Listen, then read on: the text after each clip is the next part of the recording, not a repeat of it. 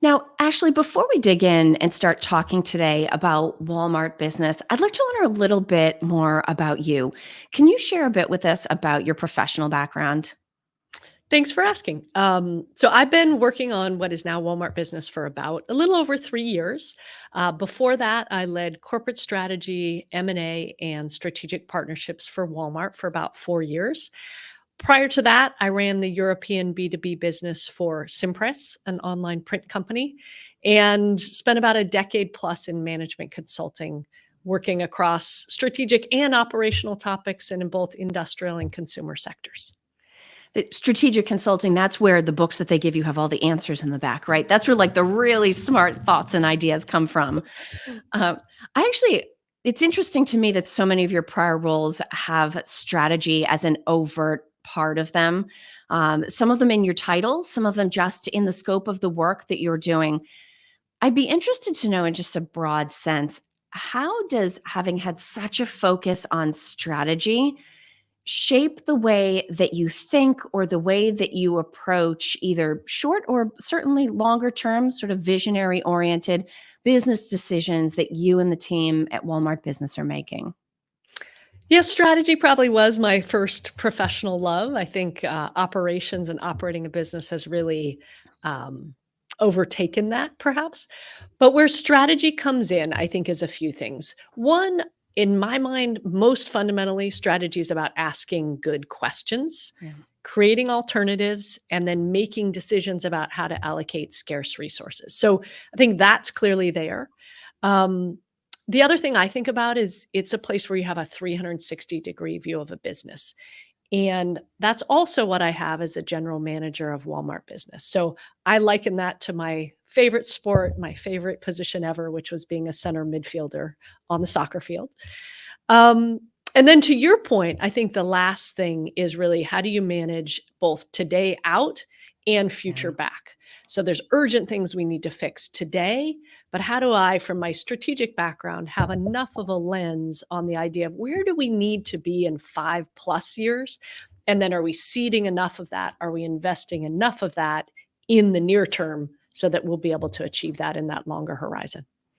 And then to your point about really enjoying the operational work as well, you can think all the strategic thoughts in the world, right? But if somebody doesn't operationalize them, make them possible, even boil them right down to tactics, none of those lofty goals are going to be reached. So I can appreciate where the background and strategy, but given the opportunity to apply that in a more operational way would certainly appeal to you.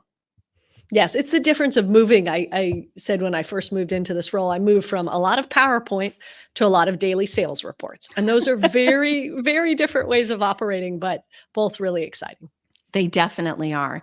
Now, as we sort of turn our attention to Walmart Business, I want to make sure we start with the basics. So, how and why did Walmart make the decision to formally and consciously enter the B2B space? So it starts with the fact that Walmart, as an enterprise, has a really long history of serving businesses and nonprofits, and whether that's in our stores, in our clubs, online. So that has always been there. It's been something that's been important to us and important to the communities where Yeah. we operate. We started looking at this in earnest, I would say in 2021, and we could see from our customer behavior, from external data, from the competitive landscape, that there was a real opportunity for Walmart to do more for businesses and nonprofits, and ultimately also for government and other kinds of entities. That there was a gap in the market in terms of alternatives and in terms of satisfaction. And so we started thinking about it in 2021, and we in fact launched Walmart Business in its first instance in very late 2022, and then started talking about and really bringing that to folks from a marketing and a PR perspective in early 2023. And it's the timing is interesting. Anytime we have a conversation these days and those years come up, 2020, 2021, I do think there was a real sense of experimentation that we saw in 2020 and 2021, partially because the problems were bigger and more systemic than what we had faced in a long time, but also because I feel like not that the expectations were down, but the expectation that things would go perfectly was Hmm. gone because nothing was going perfectly. But there was no playbook for this. And so interesting that you started to see those signals that people were clearly thinking along a certain line and were able to respond to it based on that formal launch and certainly the time that has followed.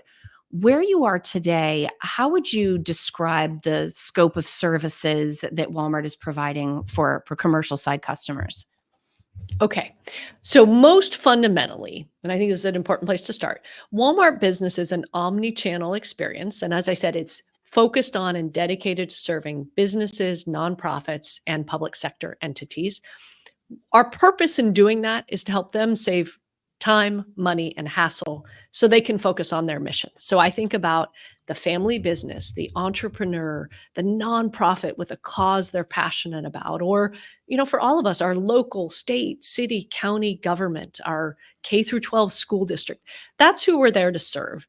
They need a lot of items and products and assortment to operate day to day, but they want to buy those things and get back to business or get back to their mission.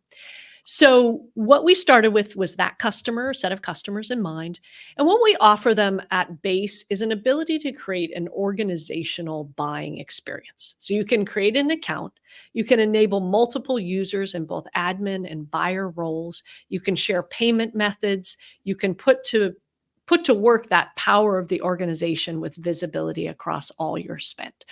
There are many other things we can get into some of the other features, but I think that's the foundation of how businesses and other organizations buy. They do it collectively, and both what they buy is different in terms of products, quantities, et cetera, but how they buy is really, really important in terms of the Mhm. purchasing process, the ability to share payments, and to have visibility to their spend. So you talked about family businesses, you've talked about nonprofits, you've talked a little bit about public sector. When you think about both where Walmart Business started and also where it is today, is there a target customer or a few different types of profiles where you find that Walmart Business is uniquely suited to their procurement needs, their process needs, their supply management needs? How do you sort of break down that target segment that you might be able to attract? So I would say that we're really positioned to serve a broad swath of both sizes and sectors. And that comes from the assortment that Walmart has, both 1P or owned inventory, as well as our marketplace. It comes from our price position. It comes from our store footprint. It comes from our omni-channel fulfillment capability. So if you are a business, a nonprofit, another organization, you need some item. We now have millions, tens of millions of items. We probably have what you need. If you want to order online, we can do that. If you want to or buy in store, we can do that. If you want to pick it up, if you want it delivered as soon as same day, we can do all of that. So that really enables us to serve very broadly organizations across this country. And it's interesting too, because when you think about the role that Walmart Business can fill, certainly there's an appeal, but there's always in business going to be situations where I see, this solution helps me address a risk or overcome a challenge.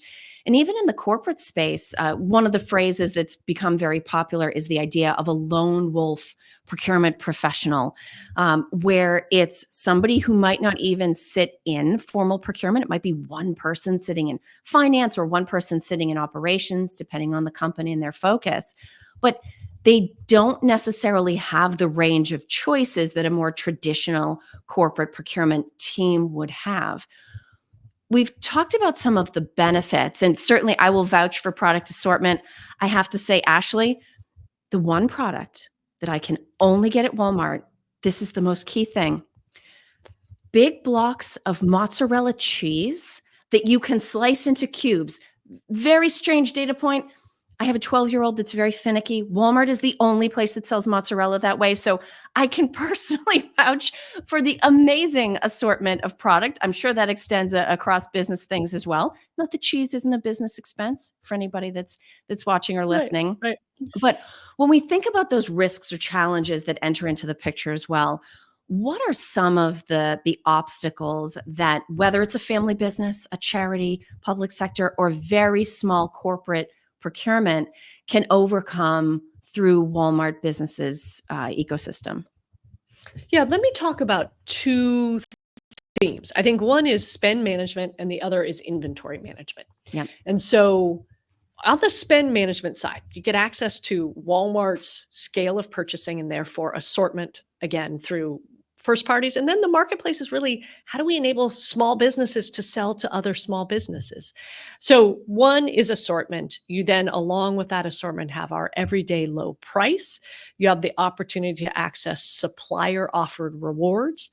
We have free accounts and we have a Walmart Business Plus membership tier. Walmart Business Plus members also have access to spend analytics that can help them look at their spend and make both budget and buying policy decisions. So, those are a bunch of the ways that you can look at spend. In addition, you can share a payment method across your organization. So you can keep that payment method secure, but you can allow multiple users on the account to use it and therefore have visibility to your spend across all of your users and across all of your organization, and whether that is online or if you use Walmart Pay, also in store. So I think spend management is one theme. I think the second theme is inventory management. And so Yeah. this goes to the omni-channel capabilities that enable a business to get what they need, when they need it, and how they want to receive it. So again, that could be a decision to shop in store, that could be a scheduled pickup, or that could be an express delivery as soon as 1 hour. So this ability to get the inventory you need when you need it. We also have subscriptions, and that's a way for those very frequent, routine, predictable purchases to automate them and know that you will always have those essentials. We heard that it's really important for businesses to save money and simplify their purchasing, so manage their spend, and also to manage their inventory to be in control and in stock. And so those are the themes that we're really building tools to enable. It's interesting because you've talked about sort of this omni-channel experience, and you've talked about the possibility of delivery in less than an hour. I wish I had thought it through. I would have actually timed it to have cheese show up while we were talking.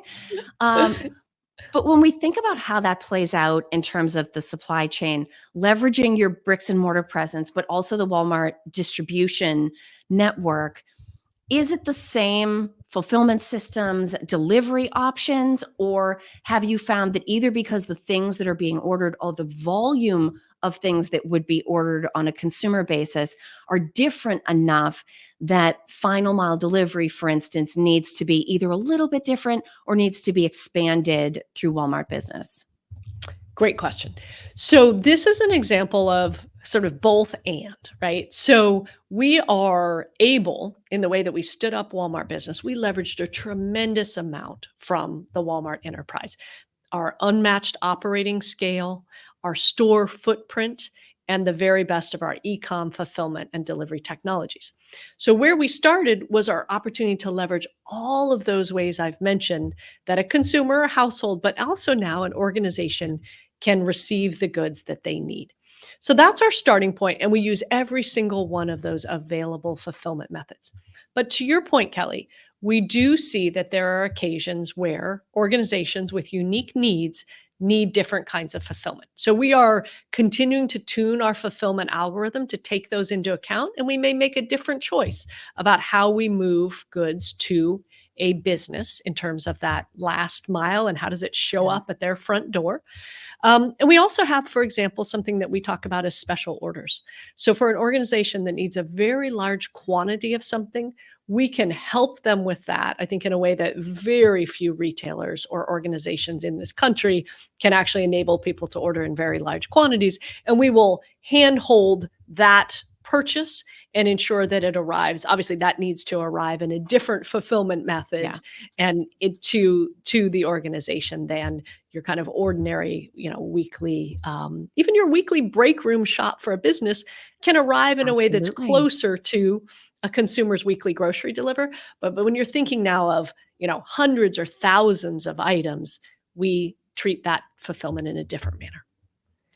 Now, the other thing that's interesting to me about this idea of omni-channel, of B2B and B2C sort of coming from the same set of capabilities is we talked a little bit about online shopping. I will speak for everyone in procurement. If we have to hear one more time that everyone is qualified to do our full job because they shop online for all kinds of things at home, like, please. And it's interesting because we invest a lot of effort in the internal customer experience, whether that's a budget owner, whether that's a distributed buyer. And there's been this sort of march to try to get from a B2C internal buying experience, or sorry, B2B internal buying experience to something closer to what people experience as consumers. But you're going the other way. And so I'm interested if there are any conscious differences or changes that were made specifically to that online shopping experience to meet the different needs, the different intent, whatever it might be, of a Walmart business customer. Yes, and I think we ultimately want to end up for that business user, that procurement purchasing person, or the person who's doing that just as part of their job, is how do we have the best of consumer grade and the things that need to be unique for B2B? So we are definitely coming at it from the Walmart side, from all of the richness and foundational capabilities we could draw on from Walmart.com, but then we're making alterations. And I guess there's probably two or three things I would cite. So the first is we think about our site navigation differently, our taxonomy differently. So, as a really basic example, consumers and households and families might go and look for cleaning supplies or laundry detergent. Businesses and organizations are going to think about janitorial and sanitation. Like that's the Right. rubric, that's the category. And then they're going to be looking for, in some cases, professional or industrial strength, chemicals or products. We are organizing our site to respond to the way businesses navigate. And then we are, secondly, adding in that assortment where we need to have commercial and industrial products on top of the base of consumer products that in many instances will work, or in a small business or small office may work. But when you get to different kinds of industries or larger settings, you need to have different products. So that site navigation and building a B2B specific assortment is important. I think there's also the idea of B2B pricing. So we have a limited number of items where, for signed in, verified users, they are able to access some B2B pricing. And I think that's an important part of the value proposition to organizations. And that's visible when you're verified and confirmed and really engaging in our experience. So I think those are really important elements of how we're looking differently at our taxonomy. I think that point about taxonomy is incredibly important, not just because you have to be able to sort of put yourself inside the mind of the person searching in order to know what that right taxonomy is. But again, being in procurement, many of us have rolled out spend analysis solutions. You can take a company's own data, put it in a standardized taxonomy and show it to them, and they're all going to sit back and say, nope, that's not us. That is not our spend. Nope, really? I need you to trust me. You may not be familiar with that taxonomy, but I am telling you that's your spend. You can't fight that battle, because if the data isn't presented to people, or the path to buying isn't presented to people in a way that aligns with the way they're thinking about what they're trying to do, even if they're very comfortable in a consumer setting, navigating with the other taxonomy. I think maybe it's my library science degree that I would latch onto this. I think that taxonomy is incredibly important. Now, when you think about, again, this range. Kelly, can I add one other thing I Oh, just yes, of course you thought can. of that I want to talk about a little bit in terms of the site is also something that we're more and more thinking about as like the business center, right? So in addition to coming onto our site and wanting to find and buy the things they need, easily reorder things that they look at on a frequent basis, there's this whole piece which goes to what you're just saying. It's the business center. Where do I add users? Where do I decide who will be a primary admin or who will be a buyer? Do I want to put a spend limit? Do I want to create an approval flow? Where can I see my detailed receipts? all of these kinds of things, and there'll be more and more functionality that we continue to build there. That whole business center is unique to B2B, right? That the Mhm. complexity, the depth, the Yes, detail, the richness of that really matters to a purchasing professional. Whereas, as a consumer, you just need a receipt once in a while. You don't need this kind of functionality and control that we're building in this business center part of the site. absolutely. And at the same time, you're also expanding offerings. I know one of the most recent things that you brought in is print services. And so I'd be interested to know sort of what prompted that as the next thing to move into the services space, the next thing to add to the Walmart business platform. Yeah. Well, I was really excited about that one, not the least of which, I mentioned at the start, I spent 6 years at Cimpress, Yes. parent company of Vistaprint. So I spent a bunch of time in the online print world. So I'd say what prompted that was listening to and learning from our customers. And business cards was repeatedly a top search Uh, term. So business customers were coming to Walmart Business with the desire to buy and the expectation to find business print solutions. So clearly grounded in responding to our customers. It's also another example where we're able to kind of take the best of Walmart and then build on top of it. So a consumer can already access some print solutions online or in kiosks in our store, but with Walmart business print solutions, we kind of put that on steroids. So far more templates, far more items that are mm, specific to business use cases. So, for example, business cards, signage, flyers, promotional items that have that commercial purpose at low or no minimum quantities is really the heart of what we've enabled for our business users. And back to your point about the business center, again, I know from procurement, anytime you move into services, people start to get nervous because it doesn't have specs and inventory the same way a widget does or office supplies or break room supplies. And so being able to take that familiar ordering process information basis and start folding in services, are there other B2B services that you're looking at that could potentially be a part of this Walmart business offering? So we do offer a few other services already. Those include installation and assembly, and in many cases, we work with third-party providers who enable this on the ground. But one is installation and assembly. So you could imagine you've ordered some new office furniture or shelving, or a TV for a conference room. This is a Yeah. way to have those items not only delivered but also ultimately installed or assembled. The second is product protection plans, which is the opportunity to have like that extended warranty option on an item you've bought. And many of us have availed ourselves of that, and it can be a smart way to protect a purchase we've made. So again, that could be on maybe some of your higher value purchases like electronics, the office printer, or things like that. And then the third is tech support services, which is again an opportunity to support those kinds of needs. And that could either be one-off or ongoing support in the tech realm for our customers.